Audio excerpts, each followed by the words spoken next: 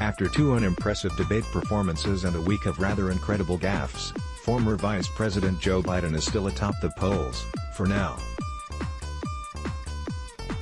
It seems the Democrats' amazing Gaffetastic Frontrunner is here to stay, but he shouldn't get his hopes up.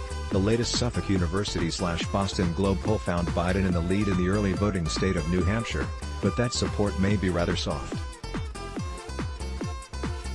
While 21.4% of likely Democratic voters said they would choose Biden, a full 20.8% said they were undecided. While Senators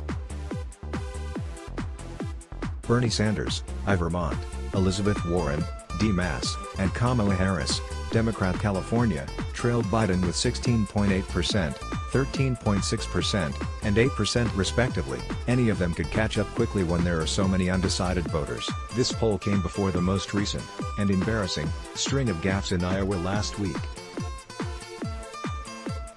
On Thursday, Biden said, "Poor kids are just as bright and just as talented as white kids," and then attempted to save the situation by adding, "wealthy kids, black kids, Asian kids." Earlier that day, he had referred to former British Prime Minister Theresa May as her predecessor from 40 years ago, Margaret Thatcher, and he has done that before, too. He also encouraged Democrats to choose truth over facts. Even the Washington Post's Aaron Blake called him out on these, quoting Biden's 2020 competitor New York City Mayor Bill de Blasio, who warned about the racism and sexism behind electability. "Poor kids are just as bright and talented as white kids." To quickly dismiss Joe Biden's words as a mere slip of the tongue is as concerning as what he said. "We need to have a real conversation about the racism and sexism behind electability.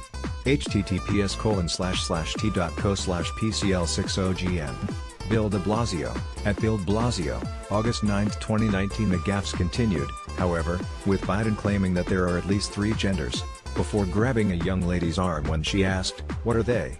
Then he claimed to have been vice president in 2018 when the shooting in Parkland, Florida, took place. What gaffe will Joe Biden say next? As de Blasio's response suggests, other Democrats will likely attack the frontrunner for similar gaffes, suggesting they betray racism or sexism. Such political attacks may chip away at the former vice president's support. It may take more than gaffes to unseat the frontrunner, however. Democrats in 2020 seem to have the same problem Republicans did in 2016. There are many politically attractive candidates, but none so well known as the frontrunner. In 2016, celebrity Donald Trump sucked the air out of the room, and it was difficult for any other Republican to gain enough votes to challenge him, partially because there were so many candidates to choose from. In the 2020 race, Barack Obama's former vice president started with a powerful lead. Many other Democrats could develop a strong following, but they have yet to really emerge, and the fact that so many candidates are running makes it less likely for any one candidate to leap ahead of Biden. In 2016, Republicans competed for roughly the same kind of voters in the primary.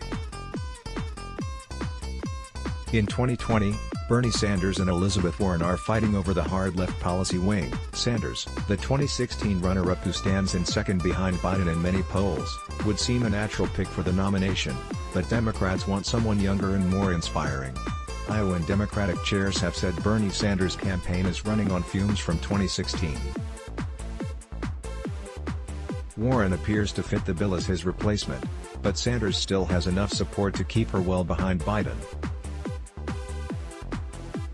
Kamala Harris appears to represent the intersectional candidate. She checks all the boxes: black, Asian, a woman. But she has flip-flopped on criminal justice reform, attempting to reject her tough-on-crime record as Attorney General in California, a record that also includes weaponizing the law to silence conservatives. South Bend Mayor Pete Buttigieg could become the young, inspiring leader of a new pro-LGBT religious left, but this media darling is having trouble catching up in the polls. After the El Paso shooting, the media seems to have shifted back to former Representative Beto O'Rourke, Democrat Texas. Buttigieg may be the better Beto, but those two likely hurt one another by being in the race together, just like Sanders and Warren. The large number of viable candidates is Joe Biden's best friend in the 2020 Democratic primary. So long as there are so many options, That block of undecided voters is likely to vacillate from one to the other, and may end up supporting Joe Biden because he seems most electable. He is both well-known and well-respected, even if his gaffes will take a toll on him. Democrats may stay divided through the primary, leaving Biden without one clear challenger to keep him from taking the nomination. But that same plethora of candidates may seriously weaken the former vice president as the other Democrats turn on the frontrunner in a desperate attempt to pull ahead of him.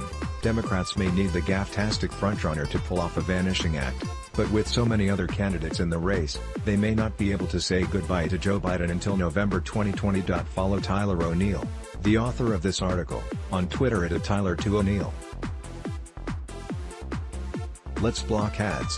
Why?